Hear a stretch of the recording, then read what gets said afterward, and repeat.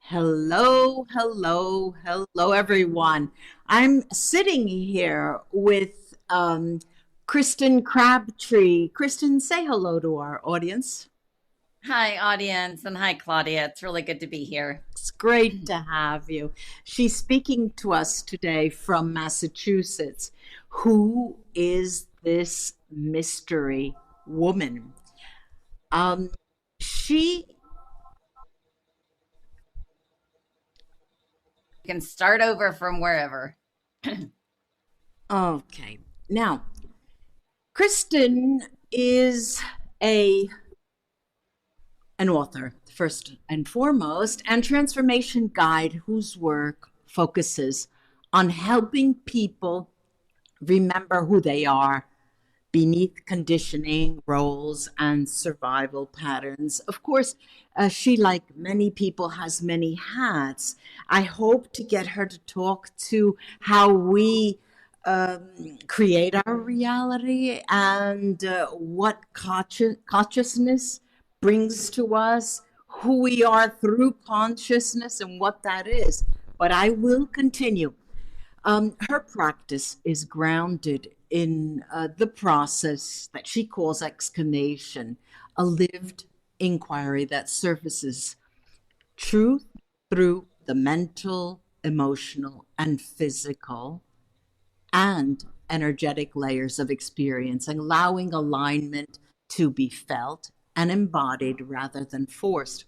Her work emerged after leaving a psychologically abusive marriage in 2024, so quite recent, where earlier childhood trauma had been used as leverage. What followed was a rapid and deeply integrated transformation shaped by neuroscience, trauma awareness, con- contemplative inquiry, and moment to moment self observation, revealing the human self is not the origin of truth, but an expression of consciousness shaped by conditioning. We'll jump right on that.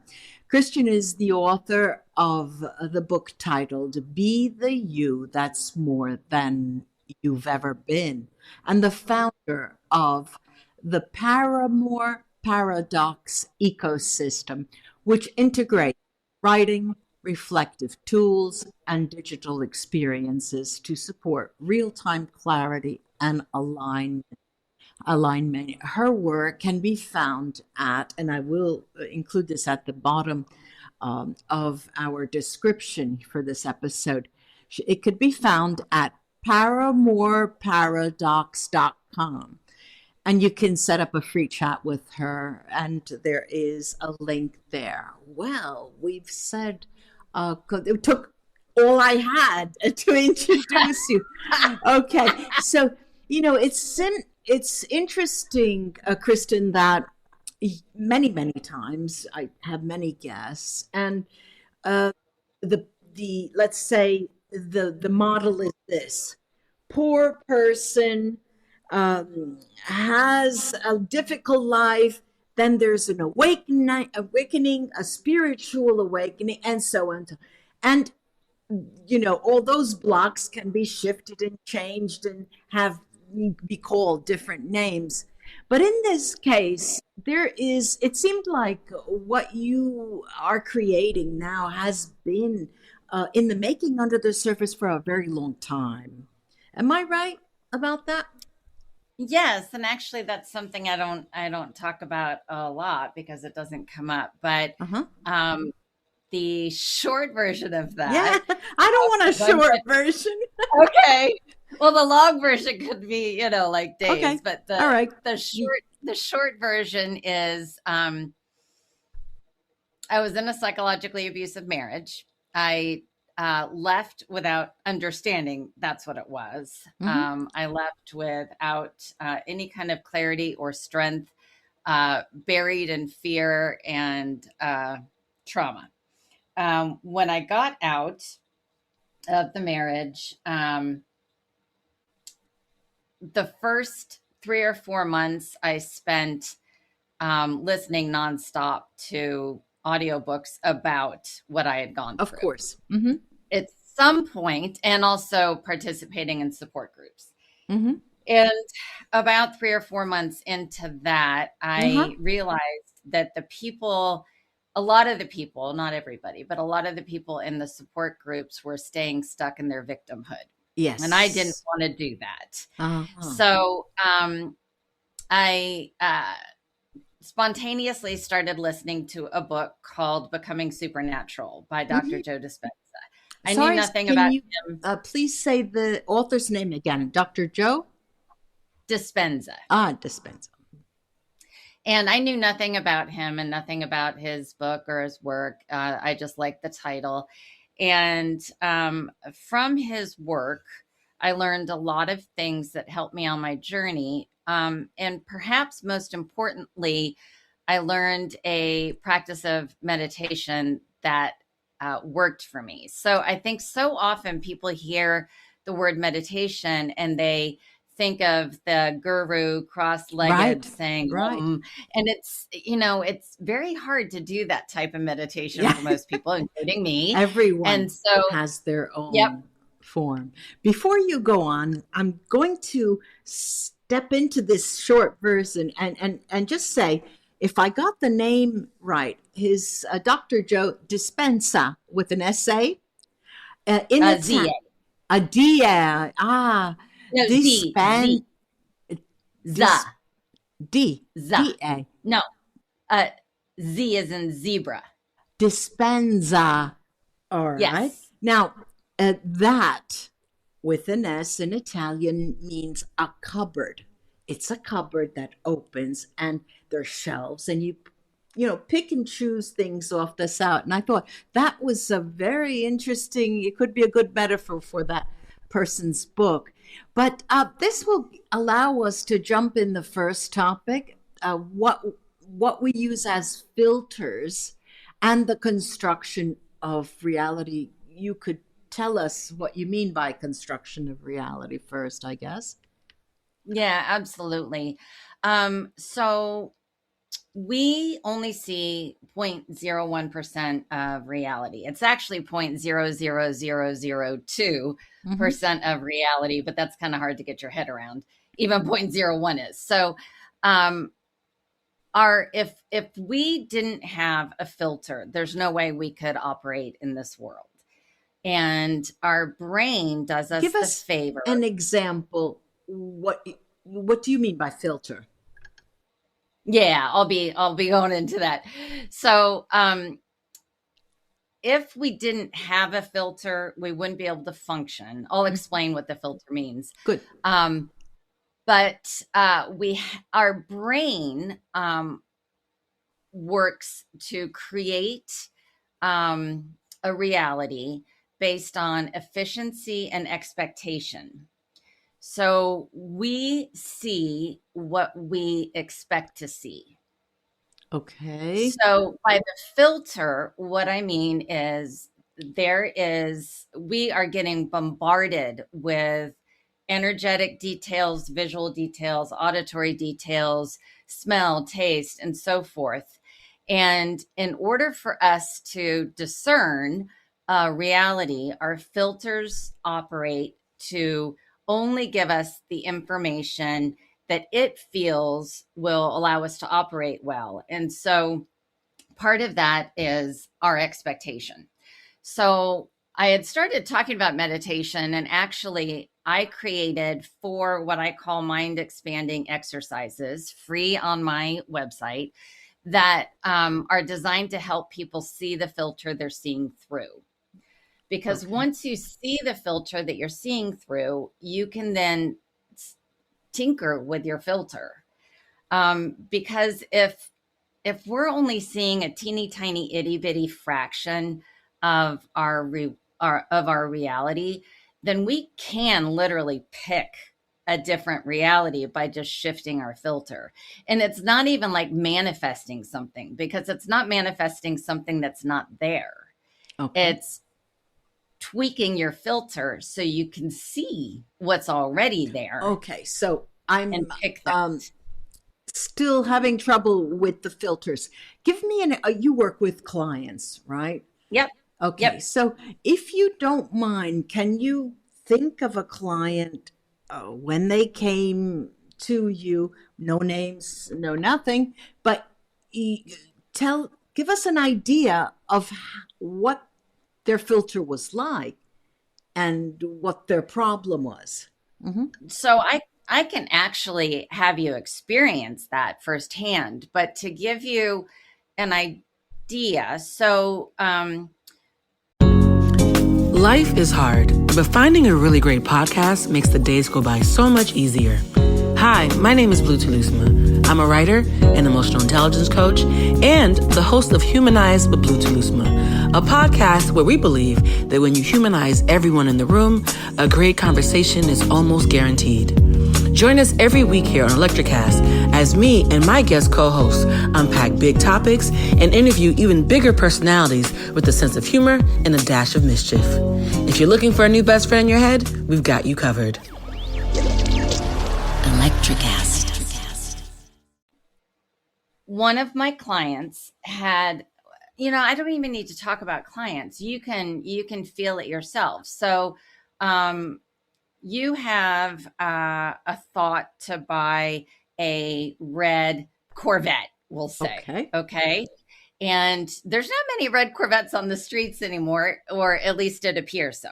Mm-hmm. So you have this thought to buy a red Corvette, and you start looking in Auto Trader and blah, blah, blah.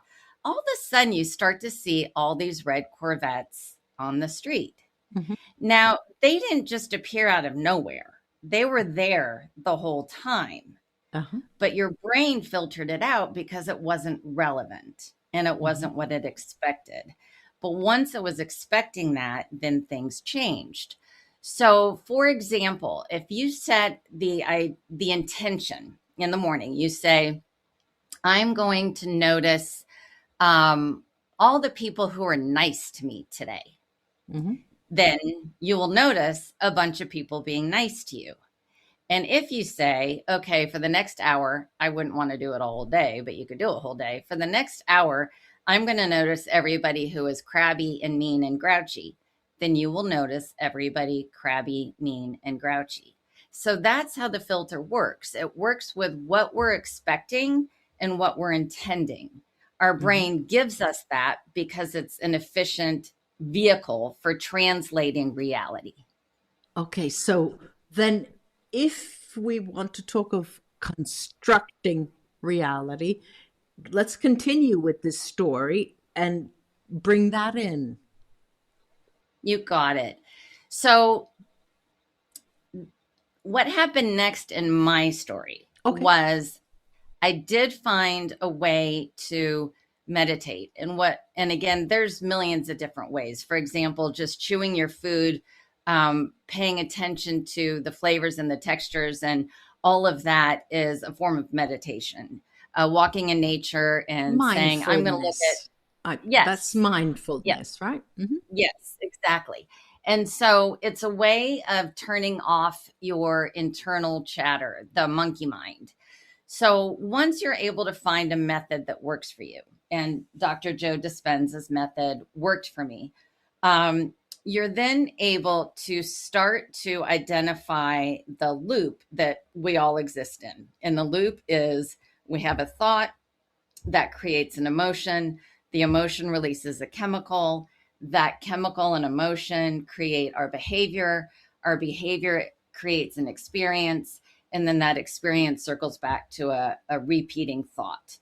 And when you realize that that's the cycle that we're in and that monkey brain keeps us in there, then you can start to interrupt that pattern. But the only way you can interrupt it is through awareness or through this thing that exists called the observer, which you don't even have to know about or care about or believe in. It just happens once you become aware. So once you become aware, you can start to become cognizant of that pattern. You can start to interrupt it and put in different choices, different intentions. So what happened for me was I did start to shut down my monkey mind enough that I could hear things. I went to a Dr. Joe Dispenza retreat, which was incredible. And when I came home, I sat on my sofa and I asked myself, okay, true self, what am I supposed to do now? And my true self said something completely unexpected. True Self said, go find the book that you wrote in 1999. So circling back to you saying, I've actually been doing this a long time, that is where this journey really started. So in 1999, I wrote this book. Now, this book is actually quite different in terms of depth and content material, but the structure of it and the intent of it is very similar. And so I'm a digital hoarder, and I found the book on my backup drive, and I went to the first chapter, and the first chapter was filled with 8 exercises. And I decided to do them as the reader instead of the writer. And in the process of that, first of all, I said, wow, these are brilliant. Who wrote them? And then the next thing that I realized was what they were doing was they were excavating the self. So they were helping to peel away the layers of adaptations, masks, colors that we have piled on top of ourselves to either blend in or be accepted or be loved. And beneath that is our truth, is our true self. And so the exercises made me realize that that was the journey home to myself. So then by doing the exercises that I had then and the ones that I created new, I was able to start to see the filter that I was looking through. And instead I could actually see it so that I could tinker with it and make it what I want. Okay. All right. So let's keep on this topic. When you have a client, do they come and are they part of a group, or is that a one-on-one session? Do you have both? Typically one-on-one. I am working on a course right now called The Remembering. So that would be a interactive live group.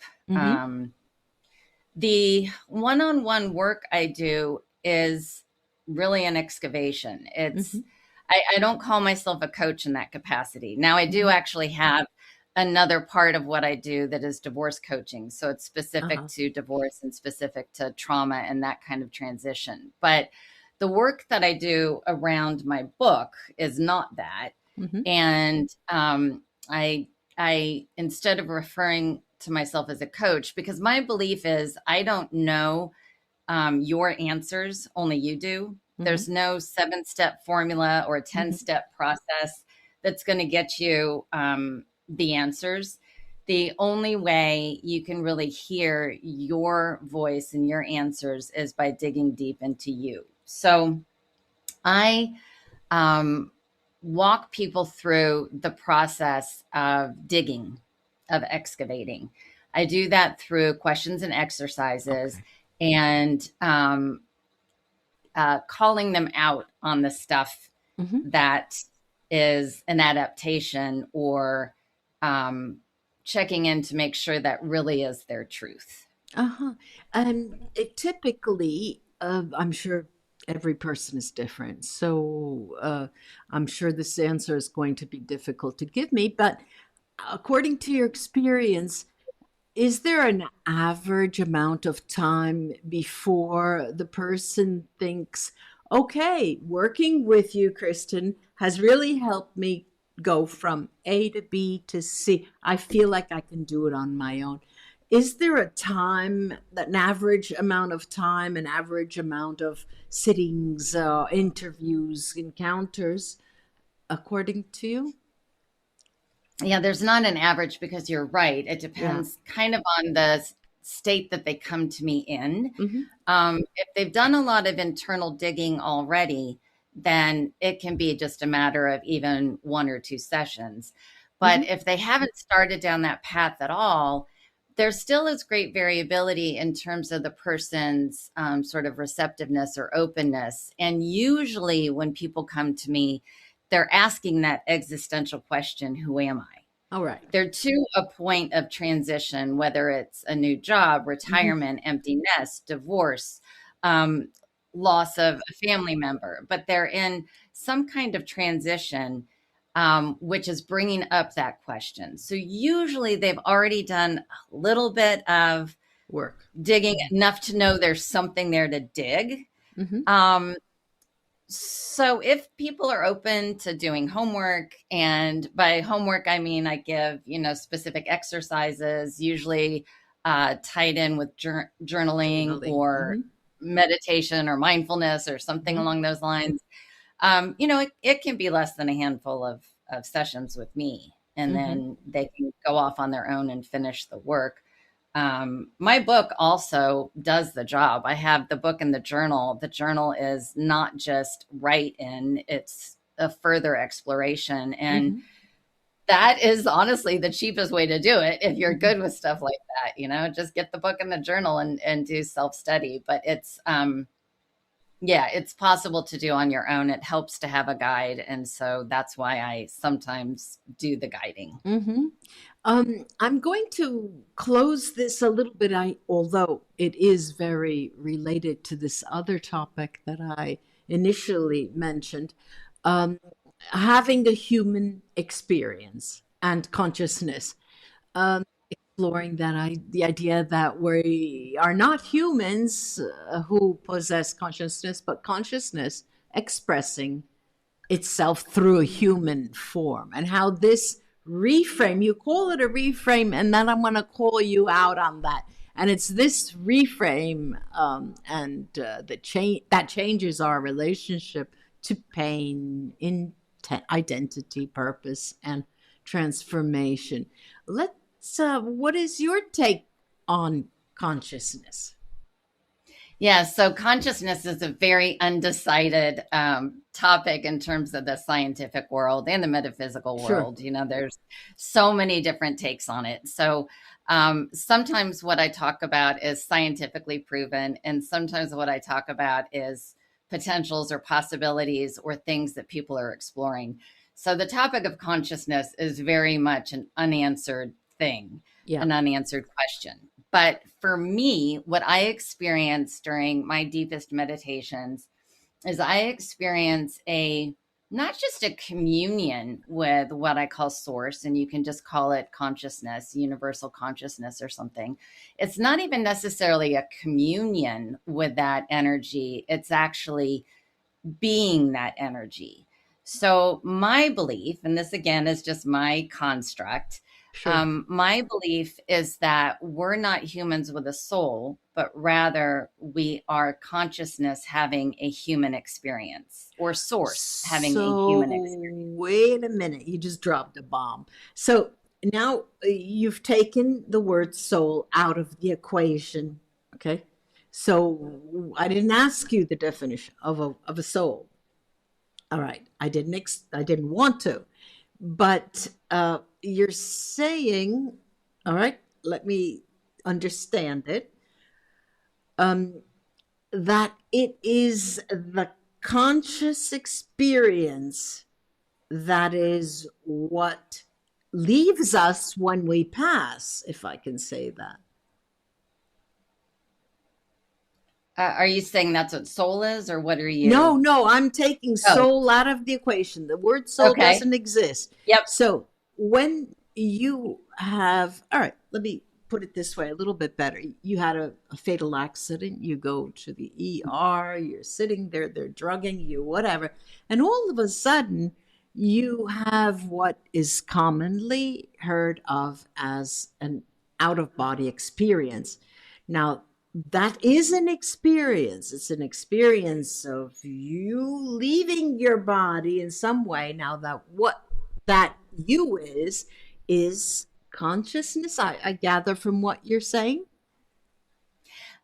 So I, first of all, absolutely 100% believe that experience that people have in those near-death experiences is 100% experience. So first of all, let me just say that in terms of a definition of what it is, I can't say exactly. There's two sort of different ways I would interpret it. And I haven't had a near-death experience, but the two different ways that I could interpret it would either be I am source or consciousness witnessing this occurring, or there's something that some people call an oversoul. So there's like source, and then there's an oversoul, and then there's your ego or persona.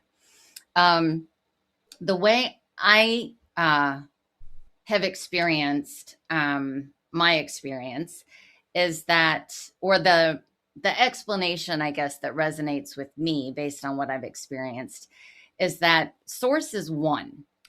Okay. And when source realized source was one, source automatically became more than one. And some people call that the I ams. It's when source stopped being one and started being duplicity, started being more than one. So the purpose that I see in that model is that source wants to, as source doesn't get to experience human emotions and human experiences, right? And so source got curious. What's it like to feel pain? What's it like to feel pleasure? What's it like to be tormented? What's it like to feel joy?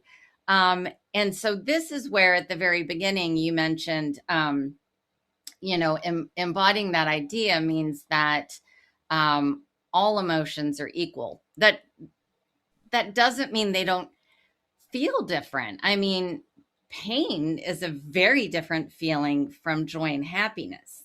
But if we are source looking to have a human experience, then source values those equally. Yes. Right? Okay. So and when this we is a difficult concept for people to grasp, especially since we have good and bad, old and young, black and white, and as defining characteristics along a continuum with opposites. And it forces us to get out of that. But I didn't want to interrupt you. I want you to stay on the ball because you came out with the word source. All right, now that's what, let's say, a universal concept that you want to use to get out of the box of spirituality or religions or anything like moral values. I'm trying to think why you chose the word source. Yeah. So God never resonated with me, not because God isn't source, but because that word carried a sort of ideology and culture to it that I couldn't relate to. And so I questioned that word when I was young. I went to every single church any of my friends had, blah, blah, blah. So I think, what a lot of people talk about as God is the same thing I'm talking about as source. I'm not saying it's something different. And source could also be interpreted as consciousness or as the one or as universal experience or whatever. It's the idea of singularity. It's the idea that we are all the same. We are all one. And this is a tricky thing, like you mentioned. Yes, it is. I've been sexually assaulted. I've been raped. I was in a 22-year abusive marriage where those things were used against me. So is the rapist the same as me, right? Is the rapist bad or good, or is the rapist the same with me? So if you're experiencing life through the lens of singularity, there is no difference. So for me, in my experience, there are infinite dimensions that we are operating in. So what that tells me is in one of my dimensions, I'm a rapist, and maybe even the Right. rapist that Yes. raped me, Sure. right? Yeah. And so hating that rapist is hating me and hating source. Yeah. Okay. So that doesn't mean that, this idea of bad and good, that doesn't mean that I, as Kristen, think that that's good and forgivable and Hmm. something people should do. Far from that. However, ultimately, so in the case of my marriage, or divorce, I had to get to a place where I realized, I was married to a woman. So where I realized she is no different from me. She's source. Right. Well, yeah. And by realizing she's source, I can't hate her and I Well, can't fault her yeah. because she is source. She's just source having a different human experience. Yes. Okay. Of course, we are only human, right? I could remember as if it were yesterday. My oldest son came home crying, first day of school. He was beat up on the train.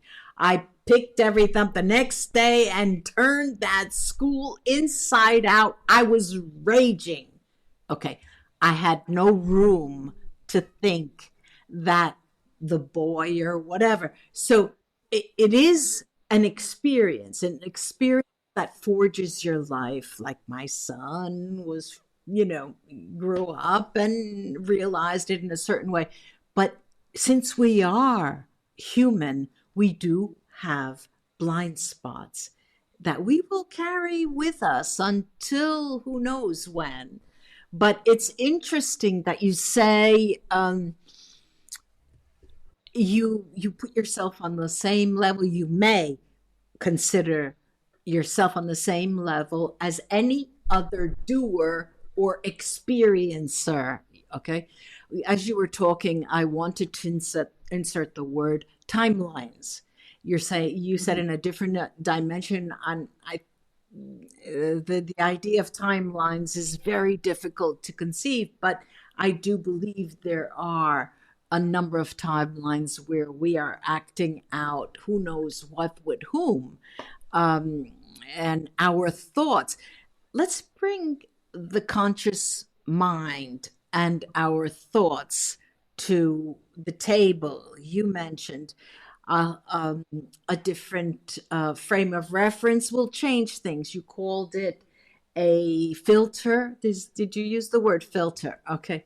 I Um, have used the and word filter, yes. yeah, and in this case, it's quite different. It seems that you can, as a human, lose yourself within a a series of mirrors, and that would be unfortunate. But who is able who is able to not lose themselves when peering through all those different reflections of reality?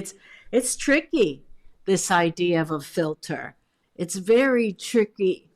So I want to interrupt and talk about the Yeah. concept of memory, Oh, because yes. memory is like, different scientists have come up with different percentages, Hmm. but somewhere between 40 and 60% of what we remember didn't even happen. Hmm. And an easy way to test this is to invite a friend or spouse to say, hey, I want you to recall everything that happened last night or a year ago when we went to blah, blah, blah. Right. So we went to this football game or we went to this bar or whatever. Write down everything you can remember about that night or that experience. Who Hmm. was there, what they were wearing, Right. what you drank, what they drank, right? Right. And then you compare the notes and they're very Of different. course. Of And course. so, what I have experienced, and I actually heard this from somebody else, and I was like, oh, yeah, memory without emotion is wisdom. And a lot of trauma therapy is oriented in that. And I went through trauma therapy. It's not about forgetting the past. It's about disconnecting the emotion from the experience so that you can then evolve it into what you want it today. Mm. All right. Now, almost all my life, I have been a simultaneous interpreter. So with the headphones, one language coming in, you speak. And now we talk about memory, the short term, long term, intermediate, whatever. Now, if it were true that you can't have memory without emotions, it would be almost impossible to work because I'm hearing all of these messages and I have to have some form of memory. If they start talking about nuclear reactors and it gets technical, I have to know. And where would I have that experience? Of course, study. But the idea of memory is also very, very tricky because there is a memory that you could turn on, you can turn it off. You can turn it on, you can turn it off. If the speaker is an asshole, you know, I can act very angry only listening to those words and that message. It's very difficult to distance yourself emotionally from the message and language. And so I guess what I'm trying to say is that memory is never just disjointed from the language that you use. And this goes back to the idea of filters and how you see something. You mentioned ideology a couple of times early on in our talk. And that is a filter that you look through when someone talks. Okay. Memory is similar to that. How your memory obviously is quite different from mine. I don't want to say that's because of our distinct experiences. Do you see what I mean? Okay, let's say that we both went to, I don't know, Dartmouth, okay? We both went to Dartmouth, graduated the same year. We both went on to have, I don't know, specialize in legal whatever. But when we get out of there and we go and we start having our individual experiences, you in your life and I in my life, how much of that is what are the filters? Where do they come from? From Dartmouth, from my childhood, from your childhood? How it's not easy to distinguish yourself from your filters, is it?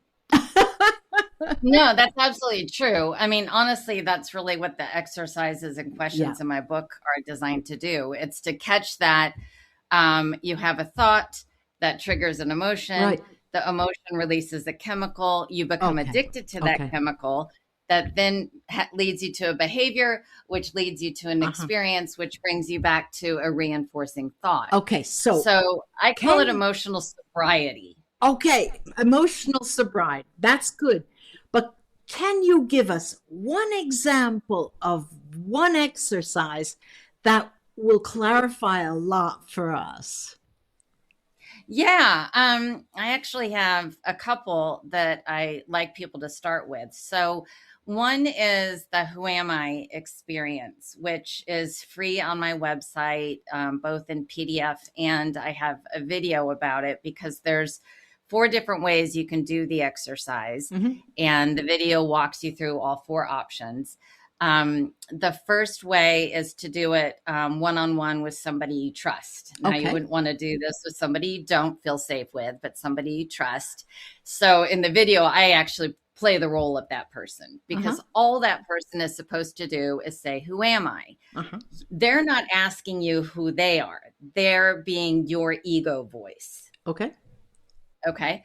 So I would say to you, who am I? And you would answer who you are, right? So I'm a podcaster, I'm a mother, right? So anytime you get stuck and you stop, so it's a 3-minute exercise. Right. When you get stuck and stop, I would then say again, who am I? And it's just a prompt to keep you going. I'm not allowed to nod or smile or anything. Okay. So that's exercise 1. Exercise 2, another way to do it is to commit to writing 30 different descriptions of who am I. And it has to be at least 30, which is surprisingly hard. Yeah. And then the third option is mirror work, where you stare into your own eyes and do it. And then the fourth option is what I call the quickie, where you just set your timer for a minute and rattle off as many as you can. And it's an exercise that you can do over, and I think should do over and over again, because you peel away more and more layers.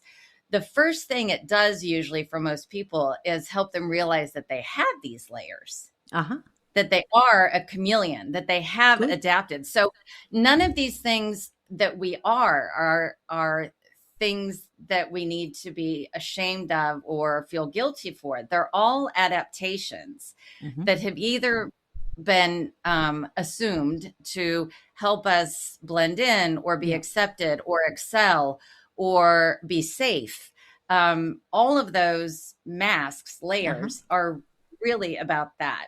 So that's a good first exercise. Another thing that I suggest people do is, and I can't remember what I call it, but you do this exercise out loud while you're doing an activity that you do all the time. So for example, washing the dishes.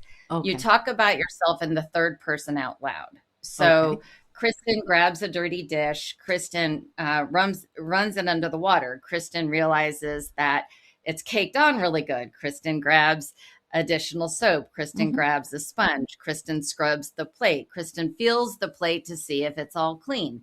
So doing that, and again, like 3 minutes is enough, starts to give you this feeling of separation of persona from something else.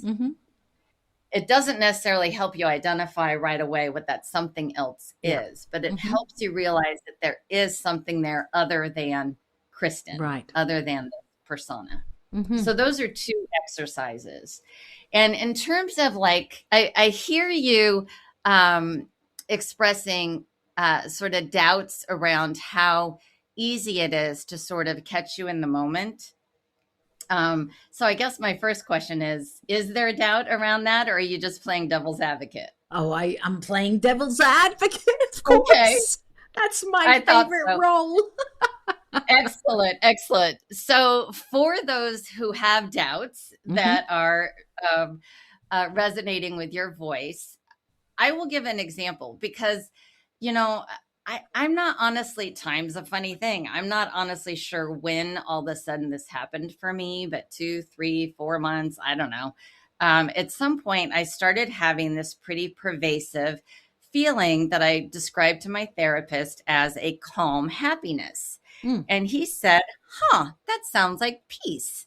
And I was like, yes, you're right. And I have gotten to a place where I am pretty calm no matter what the situation is.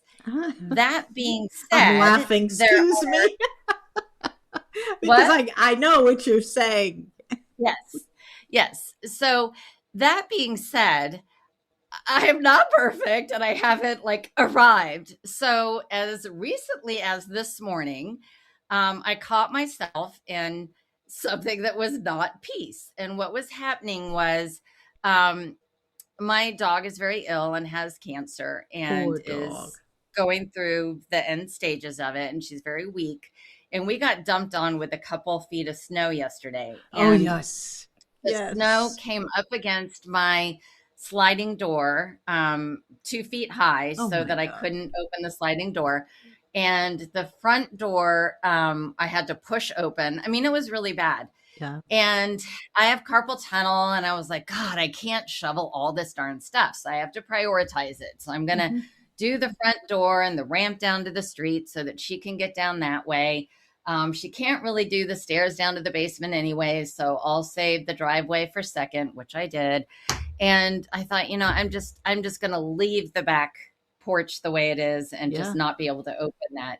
Well, fortunately, I have a wonderful friend who's worried about her and I, and came over and started shoveling off the porch, which then motivated me to shovel off the porch. Sweet. So this morning, I'm sitting here looking out, and I'm looking at it right now, looking out at the porch, and realizing that because the next week of weather is all going to be single-digit weather, that fluffy snow is quickly becoming solid rock. Right. And if I hadn't done the deck, of course, it would be really bad. Yeah. And so I started feeling very lazy, blaming myself, feeling like, God, you're so stupid. You should have thought about this. You should have gotten off your butt and done it before your friend came over.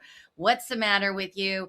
But within about a minute or less, I caught myself doing that. Yeah. And I'm like, okay, so here we are getting a nice dose of cortisol and adrenaline and probably some other stuff. So we're going to stop that. What are we going to replace it with? Because you have to replace it with something. You can't just interrupt it.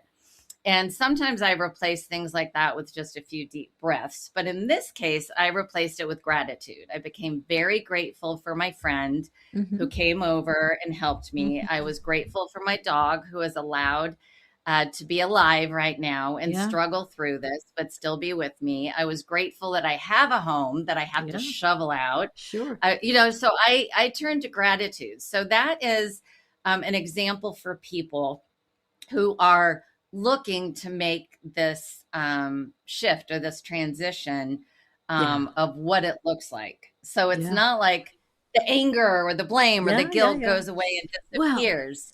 Well, I would just say, get some chocolate. Well, I do eat a lot of chocolate. I don't drink anymore. I don't do any other drugs. So I eat a lot of chocolate. Yes. Oh, I'm not a chocolate fiend, my sister, so I know.